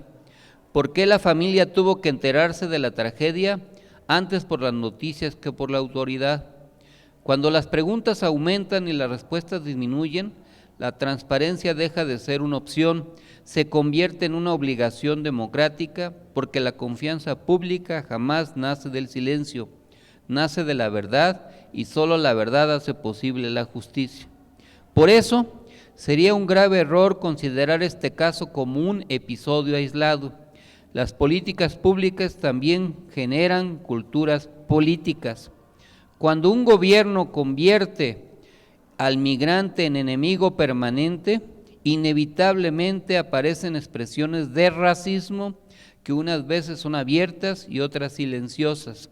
Existe un racismo explícito, es el que insulta, el que desprecia, el que excluye, el que proclama la superioridad de unos seres humanos sobre otros. Pero existe también un racismo implícito, más discreto, más sofisticado, más peligroso. Es aquel que supone que ciertos apellidos inspiran sospecha, que determinados colores de la piel justifican revisiones, que hablar español constituye un indicio de ilegalidad, que la pobreza equivale a criminalidad. Ese racismo no siempre grita, a veces administra, legisla o uniforma, a veces firma órdenes administrativas y precisamente por eso resulta más difícil combatirlo, porque deja de presentarse como prejuicio para disfrazarse de procedimiento. No debemos aceptar jamás esa degradación moral, porque cuando una sociedad aprende a mirar primero el origen de una persona antes que su dignidad, ha comenzado a olvidar el fundamento mismo de la civilización. La historia ya nos enseñó con un costo inmenso a dónde conducen las políticas que clasifican seres humanos según su procedencia. Jamás debemos recorrer nuevamente ese camino. Frente a estos acontecimientos, México no puede permanecer indiferente. No sería digno de nuestra historia ni de nuestra Constitución. No sería digno de los millones de mexicanas y mexicanos que desde hace generaciones han contribuido con su trabajo al engrandecimiento de dos naciones. Por ello, el Estado mexicano, como ya lo está haciendo, debe preservar con serenidad, con firmeza y con inteligencia en todos los instrumentos que el derecho internacional y el derecho interno ponen a su alcance, debe fortalecer la protección consular de nuestros connacionales. Debe exigir investigaciones prontas, independientes e imparciales cuando un mexicano pierda la vida o resulte lesionada en circunstancias que hagan presumir un uso indebido de la fuerza y acompañar jurídicamente a las familias afectadas. Debe acudir a los mecanismos bilaterales y multilaterales de protección de los derechos humanos y debe sostener un diálogo permanente con las autoridades estadounidenses y no desde la confrontación estéril, sino desde la dignidad soberana que caracteriza a las naciones libres. Porque la diplomacia no consiste en inclinar la cabeza, consiste en levantar la voz con respeto. Porque la amistad entre los pueblos no exige silencio, exige franqueza. Porque la cooperación jamás puede edificarse sobre el miedo, solo puede edificarse sobre la confianza, la reciprocidad y el respeto. Esta es la tercera gran enseñanza. La justicia no conoce fronteras, la dignidad no requiere visa y los derechos humanos no admiten aduanas. Y también América Latina tiene una palabra que decir, no porque pretenda intervenir en los asuntos internos de otra nación, sino porque la defensa de la dignidad humana pertenece al patrimonio moral de toda la humanidad. Ningún pueblo puede alegrarse cuando otro pueblo es humillado. Ninguna democracia puede guardar silencio cuando el miedo pretende sustituir al derecho. Ningún gobierno verdaderamente humanista puede acostumbrarse a que la persecución se convierta en espectáculo o la vulnerabilidad en motivo de sospecha. Porque hoy son los migrantes, mañana pueden ser las minorías, después los disidentes, más tarde los pobres. Y cuando el miedo termina por gobernarlo todo, nadie permanece verdaderamente libre.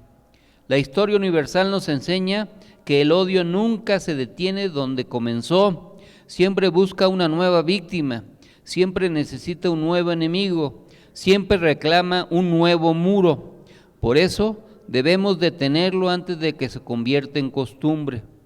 Permítanme ahora hablar menos como analista y más como ciudadano, porque existen momentos en que las estadísticas ya no bastan, en que los informes ya no alcanzan y en que únicamente la conciencia puede responder.